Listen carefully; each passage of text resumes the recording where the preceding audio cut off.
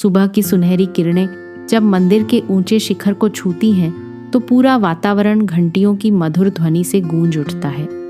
फूलों से सजे आंगन में हल्की हवा बहती है और पुजारी रामदास प्रेम से भगवान की आरती सजाने लगते हैं।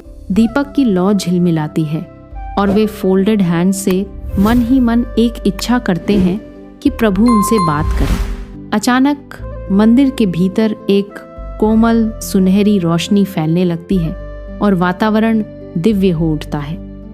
भगवान की बड़ी गोल आंखों में चमक बढ़ती है, जैसे उनमें कोई रहस्य छिपा हो। रोशनी के बीच से एक प्यारा सा बाल स्वरूप प्रकट होता है और मुस्कुराकर रामदास को देखता है।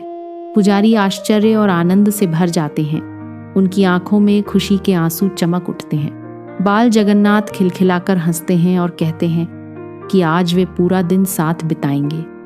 दोनों मंदिर के बगीचे में पहुंचते हैं, जहां रंग बिरंगी तितलियां उड़ रही होती हैं।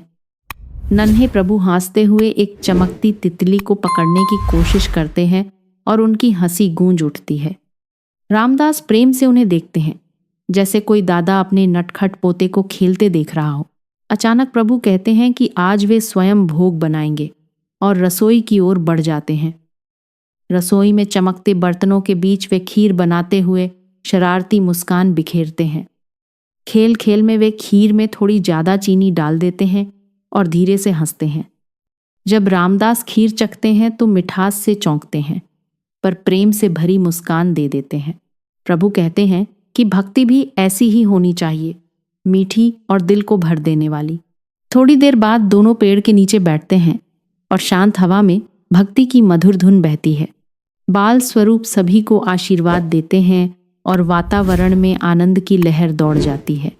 शाम का आसमान नारंगी और गुलाबी रंगों में रंग जाता है और दोनों उसे निहारते हैं। प्रभु कोमल स्वर में कहते हैं कि अब लौटने का समय पास आ गया है। रामदास की आंखें भर आती हैं, पर वे श्रद्धा से सिर झुका लेते हैं। नन्हे प्रभु आश्वासन देते हैं कि वे कभी दूर नहीं जाते, वे हर सच्चे दिल में रहते हैं। धीरे धीरे उनके चारों ओर सुनहरी आभा तेज होने लगती है और वातावरण शांत हो जाता है।